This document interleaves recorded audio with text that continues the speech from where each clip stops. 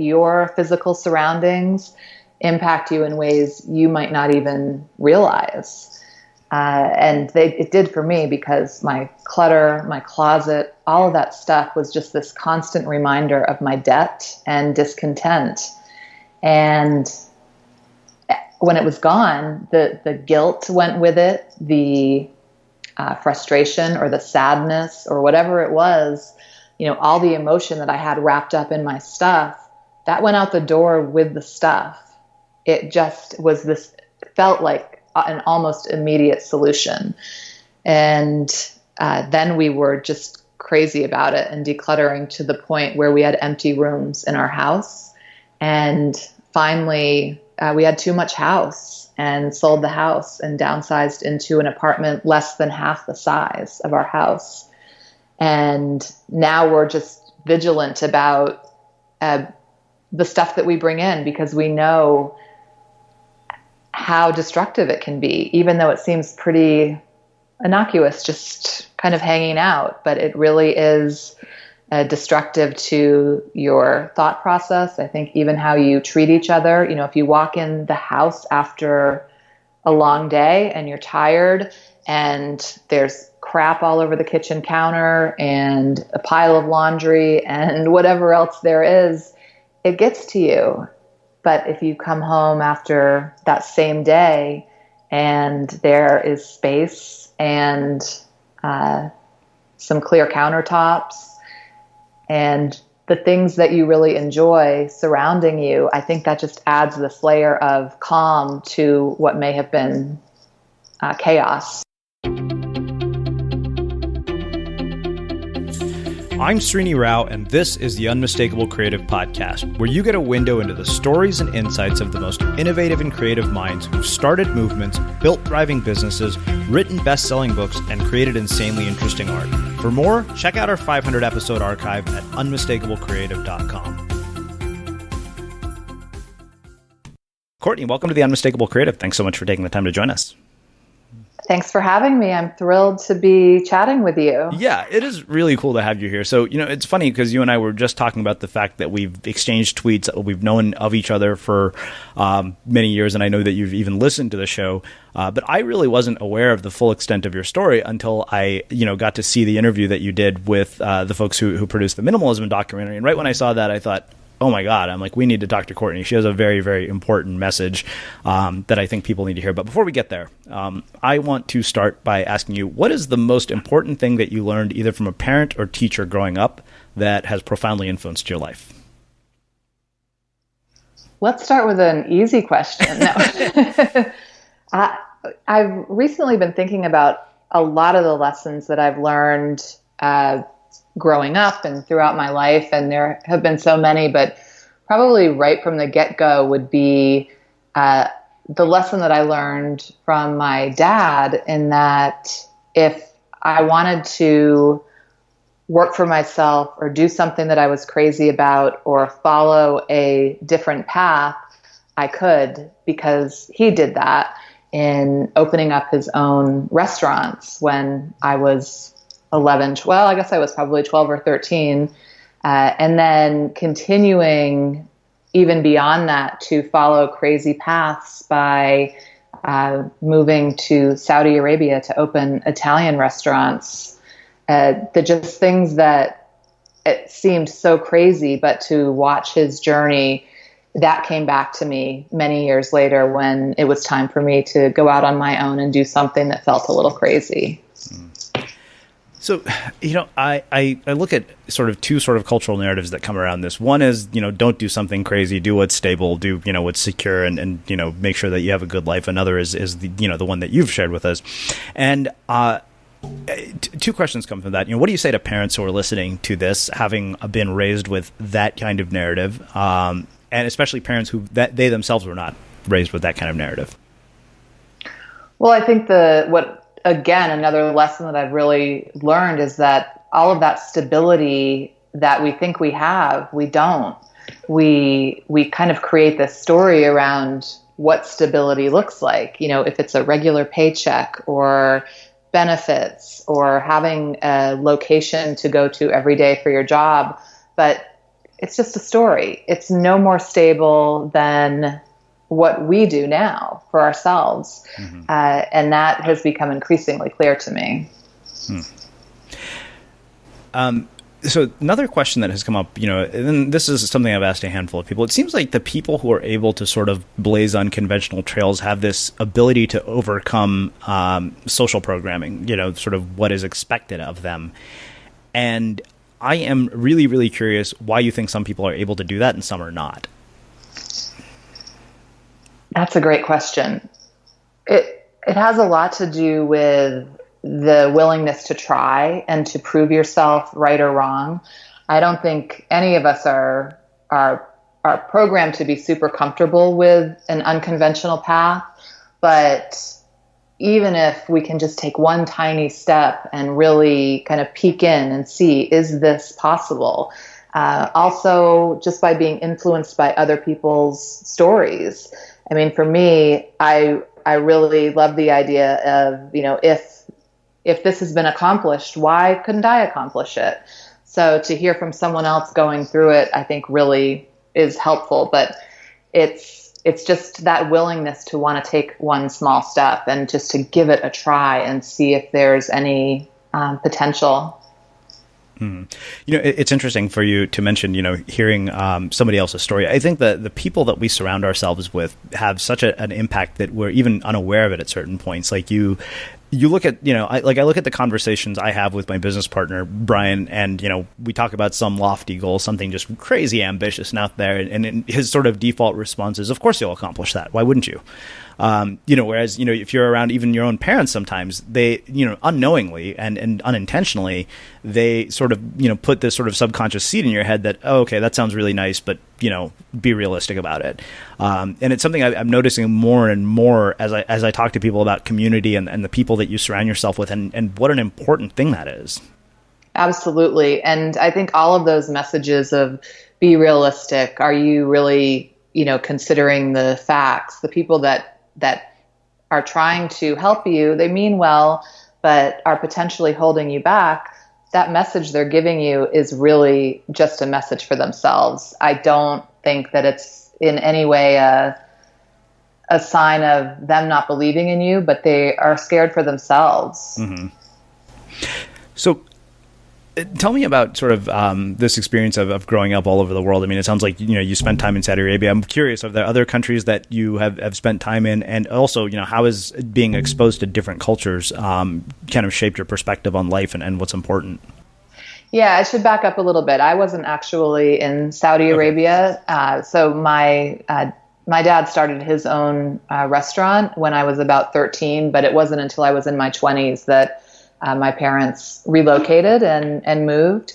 So I didn't go with them. I didn't visit there, but most of the travel I've done has actually been in the last 10 years, really. Mm-hmm. And I traveled quite a bit growing up, but I never lived outside of the U.S. My mom was a travel agent, so we got to do some fun trips.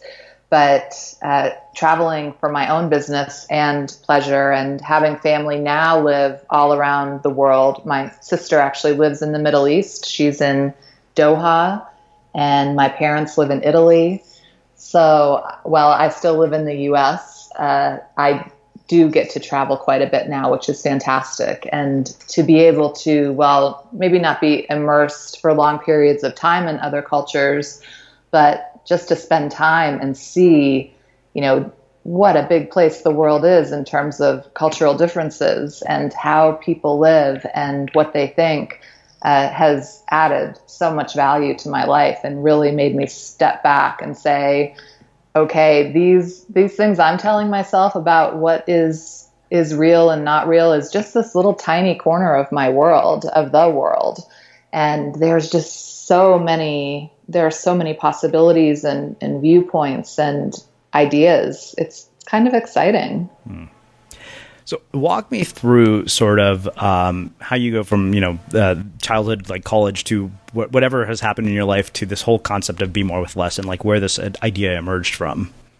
Sure. It really started or my life really made this big pivot in 2006. And just to back up, everything seemed pretty normal and traditional for me up until that point, where I got my first credit card just about the day I stepped on a college campus for the first time, and started working my way into a tremendous amount of debt with both credit cards and student loans and anything else that was available, car loans.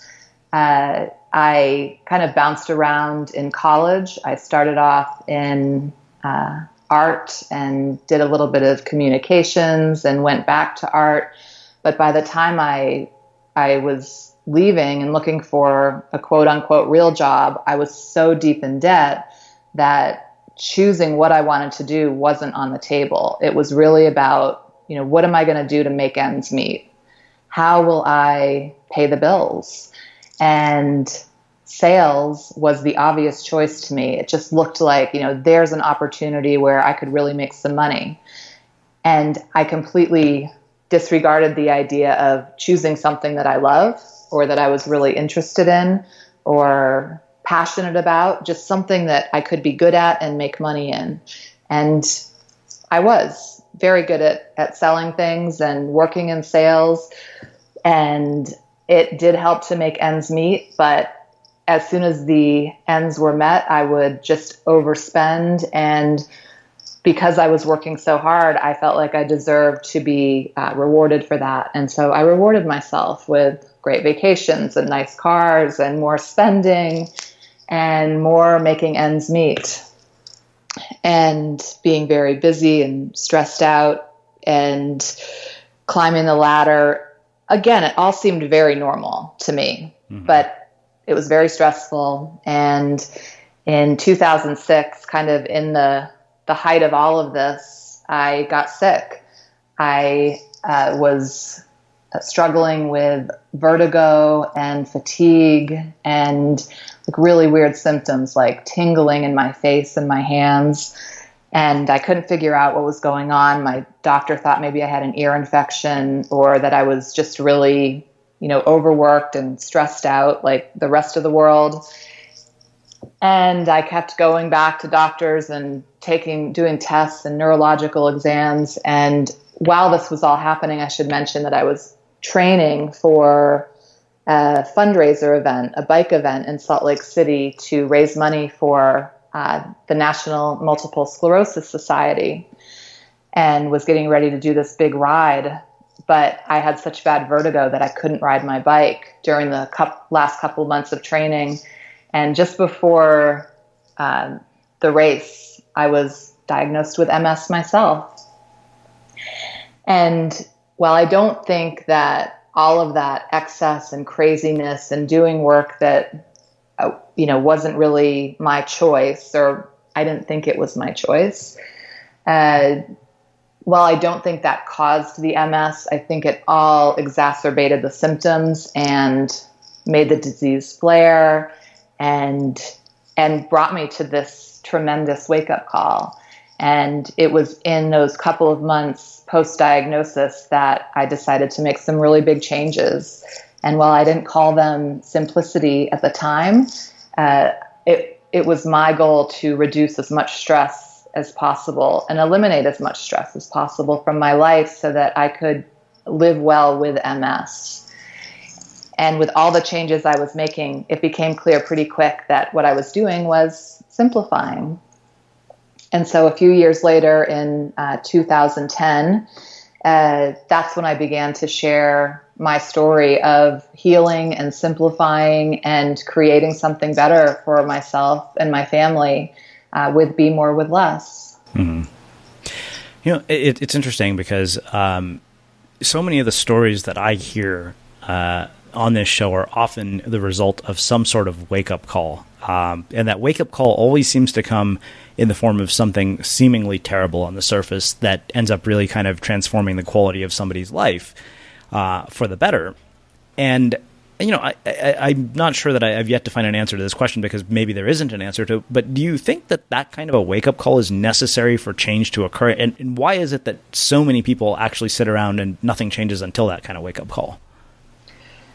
The wake up call was necessary for me, and it had to be a really loud one because I know there were wake up calls before that they were easy enough to dismiss.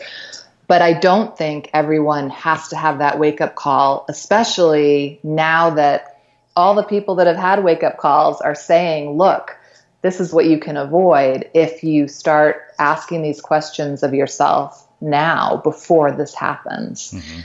But I do think the wake up call definitely encourages change. And, while it seems weird to say, I'm grateful that I had that wake up call and that I have MS because it keeps me on my game. I mean, I am constantly questioning and experimenting and just taking responsibility and ownership of the decisions that I make now. I think the other sort of interesting thing is that you talked about sort of working a job that you hate to pay off debt. And, I've talked a little bit about this before on the podcast. I mean, I still have my student loan debt, and I remember you sort of being at this very pivotal decision point. I think in 2009, I'd found a job after 6 months of searching, and 2 weeks in, I was like, oh my God, I'm doing exactly what I went to business school to avoid doing. I'm like, I didn't spend money on take out student loans and get in this much debt to spend my life, doing something I can't stand.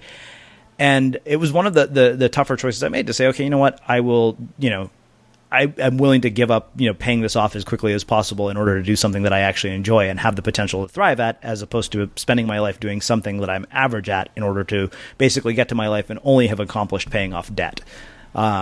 And, having made similar choices, I'm very curious kind of what you say to people who feel that they are trapped. Yeah, well, the sad part was I wasn't even trying to pay off the debt. I was just trying to make the payments. Mm-hmm. So becoming debt-free wasn't that interesting to me in the beginning because I, for a while, did feel trapped. And I had this mentality like, well, my credit score already sucks and I'm already so far in debt. What's another $200 or what's another, purchase or what's another vacation? It just didn't matter to me as long as I could keep, making ends meet, which I wasn't doing, but it felt like I was because I could make those minimum payments. And so for people, because I actually get that a lot, now that I'm on the other side of debt, we're completely debt free. It is when someone is just starting out, they often think, not all people, but some people, how could I do this? Because I am already working full time. I have a mortgage. I have kids. Like I'm stuck here. This is my life. And I can only respond because I've been in that situation. I was there too. I was deep in debt with, all the cards, the cars, the house mortgage, the just crazy expenses, student loans forever. And I just know you can start and you can start by, cutting off the spending, for instance. So yes, you're still going to have your mortgage and your debt payments, but you are not trapped.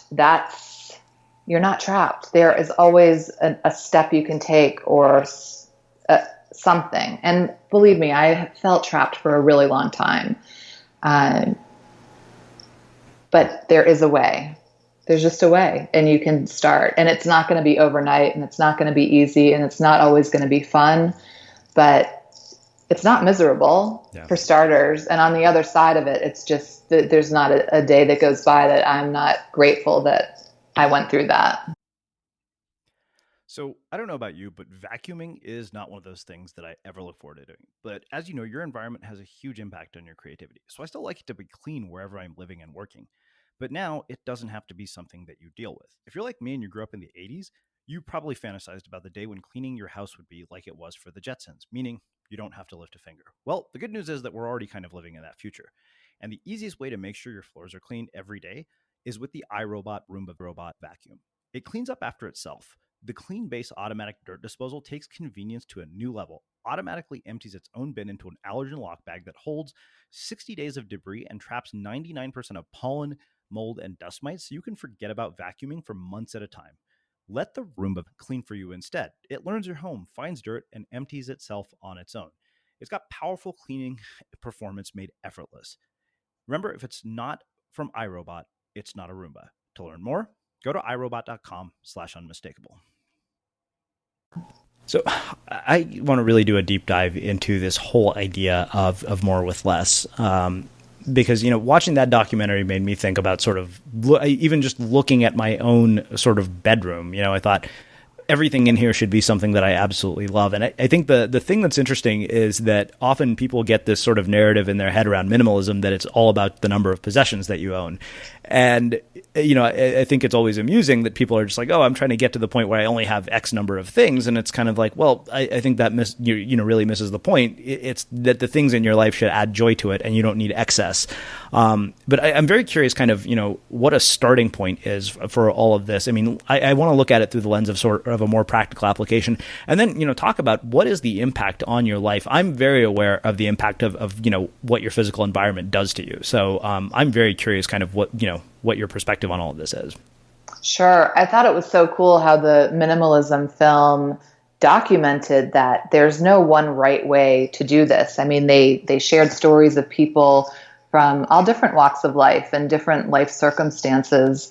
And I mean, I don't think anywhere in there was, this person's the most minimalist because they only have 10 things. Yeah. But it's really finding what's right for you. And I mean, for me, we went from a 2,000 square foot home. This is where it all started for us. We were in a house kind of in the suburbs of Salt Lake City, and we had the house and a garage and a storage shed in the backyard, and had moved a ton of stuff a couple of years before out from the East Coast, stuff that was still in boxes that we had never even looked at. That stuff was kind of in the rafters of the garage, but it never really occurred to me to let it go. It was my stuff, and I just have been collecting it for my whole life, and I'm just going to carry it with me wherever I go because I might need it someday, or because it's mine, or because I worked so hard for it. And when I started eliminating the clutter, that was probably 6 or 8 months after my MS diagnosis, where I really started identifying clutter as stress and started to eliminate it. It started with just a simple pass through the house. Anything that I didn't really care about or use or think about, I would just put in a box and donate it. And then when it got down to, the stuff that I thought I would need someday, or the stuff that I thought I cared about and I didn't, it was so freeing to keep letting go. So I wasn't really that focused on the stuff, what do I love? What do I want to surround my life with? I just wanted to get rid of the stuff that didn't matter. Mm. But what happened was when I did that, I could really focus on the things that did. And you're right. Your physical surroundings impact you in ways you might not even realize. And it did for me, because my clutter, my closet, all of that stuff was just this constant reminder of my debt and discontent.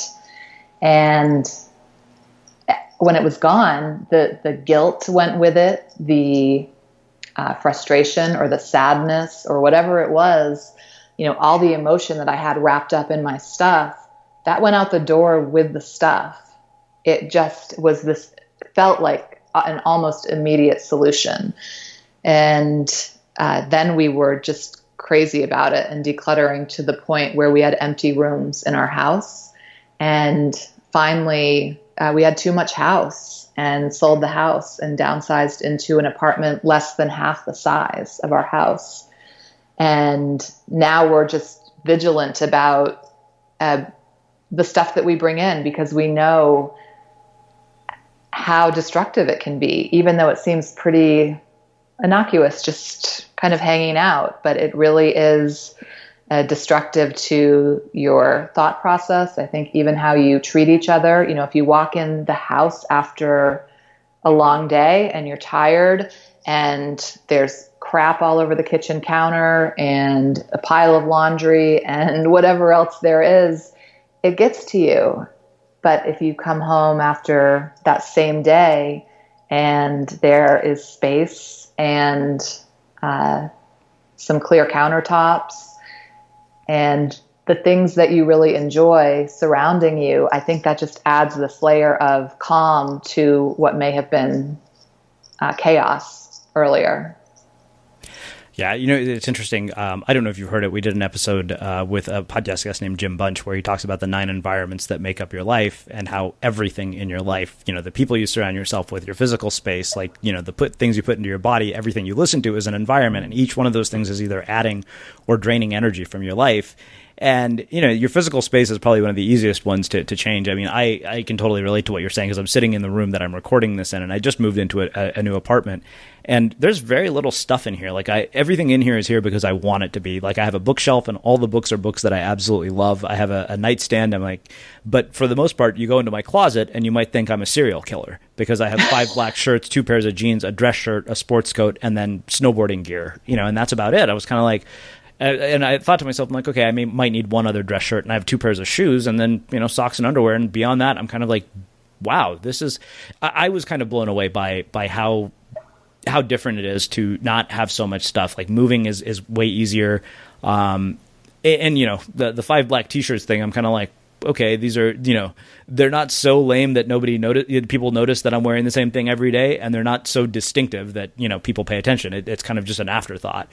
But I really have been blown away by it in terms of just how much better it is for my overall thought process and my ability to focus on actually doing what I want to do, which is my creative work.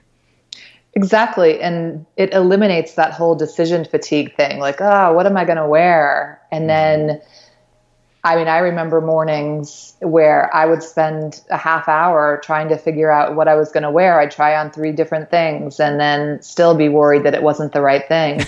And why? Why did I do that? I don't know, but that wears your brain down for sure. Yeah. So eliminating that in not only your closet, but other areas of your home definitely frees up I think that creative energy and focus.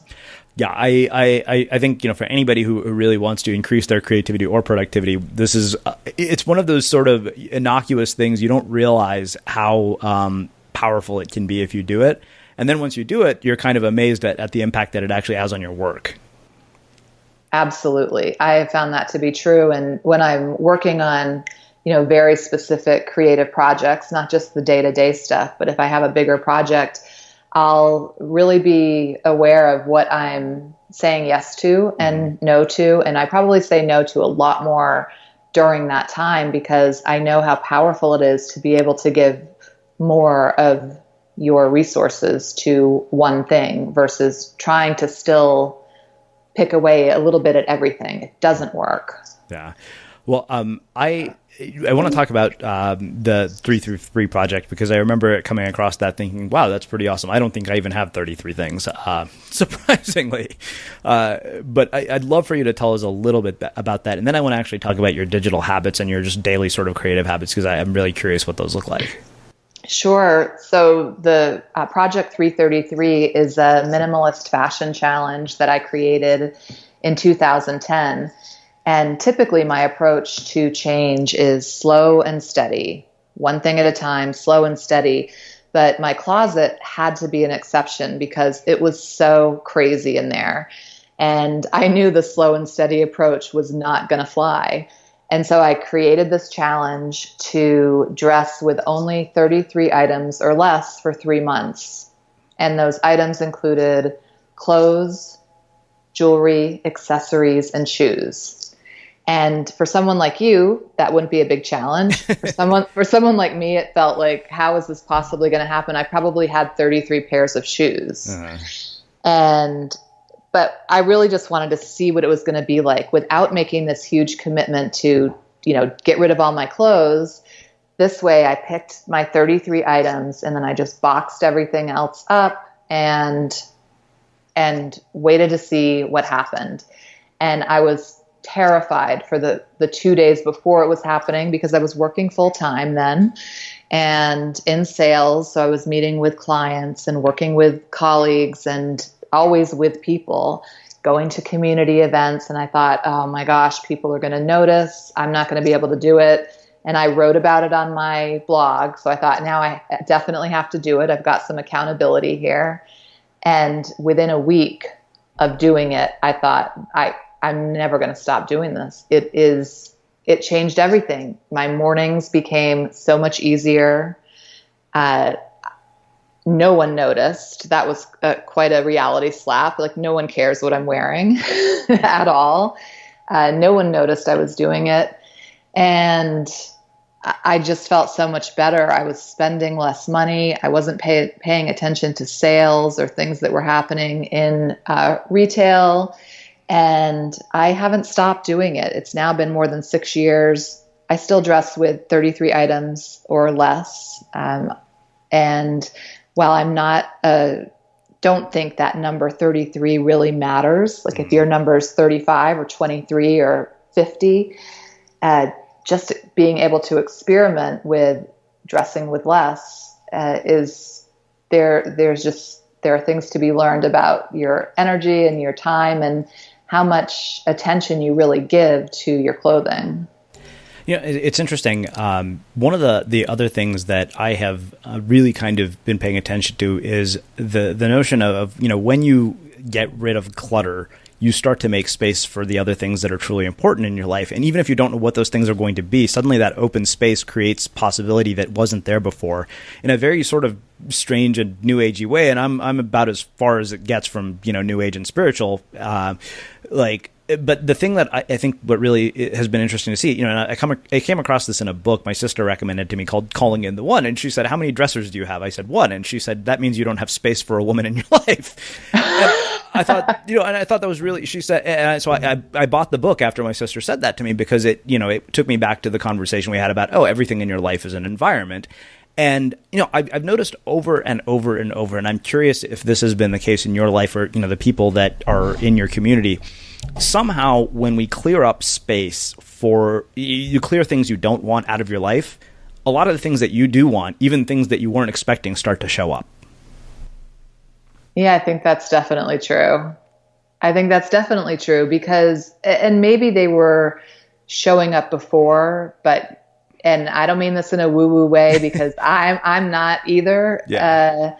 But I think you weren't paying attention before, or you couldn't pay attention because you didn't have the bandwidth. Mm-hmm. So I think now, when those things start to appear, now that I have the space and time and energy to pay attention to them, I'm able to take advantage of them, where before, and I'm not talking about material things, sure, but before I didn't even notice they were there. And I have a feeling that there were opportunities for me that I couldn't begin to pay attention to before. Mm. And so I think about that a lot too. And like you said, once you have that space and time, you can start to really ask yourself questions. You can start to get to know yourself a little bit better and to trust yourself. And that doesn't happen when you are just on the fly all the time and kind of on autopilot. You're just trusting that all of these little pieces you sort of put in place by default are going to keep you standing. Mm-hmm. And it's a scary place to be.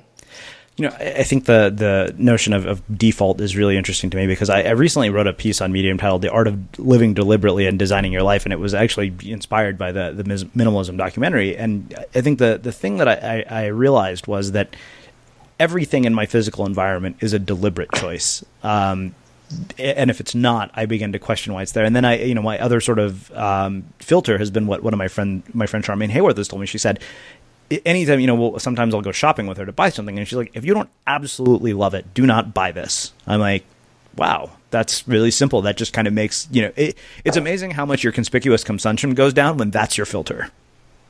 Absolutely. But we don't take that time to ask those questions. So once we do, and then you finally realize that you have a choice in so many things that you didn't know you had a choice in, or you forgot you had a choice. So I know in the documentary, one of the things that you actually said was that you have been symptom-free and even in better health than prior to getting diagnosed after sort of taking this approach to life. I'm curious, what have been some of the other unexpected surprises that have been the result of this way of living, both in your life and the lives of people you've seen that have taken this approach? Unexpected surprises. So unexpected surprises of living with less. At first, of course, I was really focused on my health, and I still am. But when I really started getting interested in the decluttering part, I thought the benefits were going to be things like, clean bookshelves or empty drawers, things like that. And an unexpected benefit for us was definitely a major downsize. Putting our daughter through college debt-free, that was a huge benefit and a surprise. We never anticipated being able to do that. I laugh more. There's no doubt about that. I think I'm much nicer to be around. Honestly, I actually recently had someone reach out to me that I hadn't heard from for many years, someone that I used to work with. And she said, I just want to apologize if I ever offended you when we were working together, or for not being better to you. And I always remembered her as being very pleasant, but I thought back to that time in my life, and I wasn't that nice when I was at work. I mean, it was about work and about numbers and dollars and deadlines. And I probably didn't treat her very well. And I responded to her and let her know that I didn't remember anything happening between us, but I'm sorry too if it came across like that. But now that I'm doing things that I really, really love and get to wake up and be excited about work, that's a huge benefit. That never would have happened if we hadn't given up the debt and the stuff and the spending and the craziness, the busyness. Mm. And from people that I hear from, other people, just in regards to Project 333, so only if they're only simplifying their closet, things like improvement in anxiety and depression, improving relationships, really big, major things that came from something as simple as wearing fewer clothes or less in your closet. That surprised me. That really surprised me. And to think it's just these little experiments and just getting rid of, not everything, but a few things at a time, has such amazing benefits. Yeah, I mean, I definitely have noticed, I tend towards anxiety, so I've noticed that the less stuff that is in my life, coming at me from all directions, whether it's in my digital space or my physical space, I'm kind of like just a different person when it's not all there. Like, it just drastically reduces anxiety. So that actually raises a question about what your sort of digital habits are like, and how you sort of take this approach to the digital habits and what impact that has. Yeah, I bounce around a little bit on this because for instance, if I'm doing something specific for my business that requires more attention, or sometimes when I travel, I get off track and get kind of immersed in the digital part of things. But I really try to be aware of how much time I'm spending online and to have some good boundaries in place, because without rules or boundaries, at least for me, whether it's around the digital or around food or around whatever, I can easily get off track. I really like having boundaries. And so, for instance, I don't check my email in the morning until after I do a good morning routine. I really do my best not to be online in the evenings, and I try to take a big chunk of my day to be completely unplugged. And whether that's, going for a walk or reading or writing or doing something that has nothing to do with a computer, I'd like to have spans of time every single day, and then a longer span of time every week to be completely unplugged. And then when I am on, I just like to be intentional with what I'm doing. So if I'm going to do email, that's what I'm going to do. If I'm going to do some updates on Facebook, I'm going to spend an hour doing that. I'm not going to have Facebook, Twitter, email, and 10 blogs open in my at the same time and try to switch back and forth, because I'm terrible at that back and forth. So that's probably overall. And then sometimes I'll do experiments with, I only check email once a day or once every other day. Or I won't do any social media for a few days or something like that, just to kind of reset. I try to keep most things off my phone because I find that the phone for me is just checking. It's not acting on. And why am I checking email if I'm not going to respond to it? All I'm doing is filling my brain with all these things to think about, which the majority of email I find is not time sensitive. Yeah. And what's happened as a surprising benefit of not checking very frequently is oftentimes someone will email me with an issue, and then if I don't respond within 24 hours, they'll have figured out the issue. So, and then they'll respond and say, never mind, I figured it out. So I'm like, well, maybe there's something to this every 24 to 48 hour response. I like the every 24 to 48 hours. I kind of, I struggle with that myself. And it's funny because I'm writing a book about this exact process. And there are moments when I'm like, why can't I follow my own damn advice? The reason I asked about the digital habits is because it's so fresh on my mind. And I've noticed just a profound difference when you reduce the amount of sort of noise in your life. It's amazing what it does, not just for your productivity, I think, but for your overall state of mind. And I think the email thing in particular is really interesting. I think that the thing that really struck me about what you said is that you're intentional about all of it. And so often when we do this, we're not intentional. We're just kind of, programmed to automatically respond to whatever stimulus comes our way. Definitely. And that really goes back to that default thing. Like now I'm not running my day anymore. Whoever emailed me is running my day, but that's my choice to let them or not. Yeah. At the same time, of course, I want to be responsive and respectful and grateful for the email that's coming. But I think that we have to put boundaries around it and manage it in a way that allows us to best serve ourselves and others. So 2 last questions for you. One is on book recommendations. I'm curious if there are books that have profoundly influenced your life that you would recommend to our audience that you think people should read. So many books. This could be a long list. No, so one book that I really enjoyed that helped me with my digital habits as well as some others is Essentialism. By Greg McKeown. Yes. Yeah. Great read. I loved Joshua Becker's book, The More of Less, that came out last year. The Whole 30 is a book that I highly recommend if you want to get anything going around food and how it impacts your health. A great challenge and an amazing book by Melissa Hartwig. And she's written a couple of other books as well supporting that. I think there's one called Food Freedom Forever that just came out.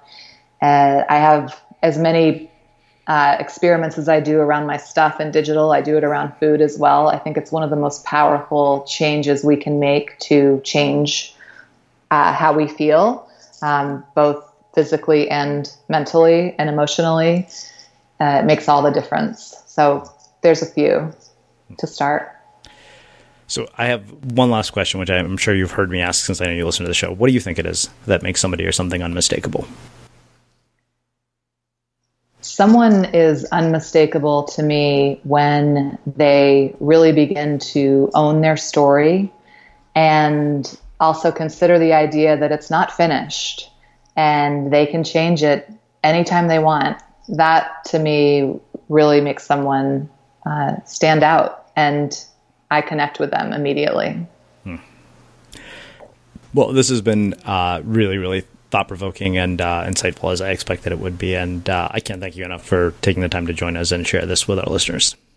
Thank you right back. I really appreciate it. Yeah. And for everybody listening, we will wrap the show with that.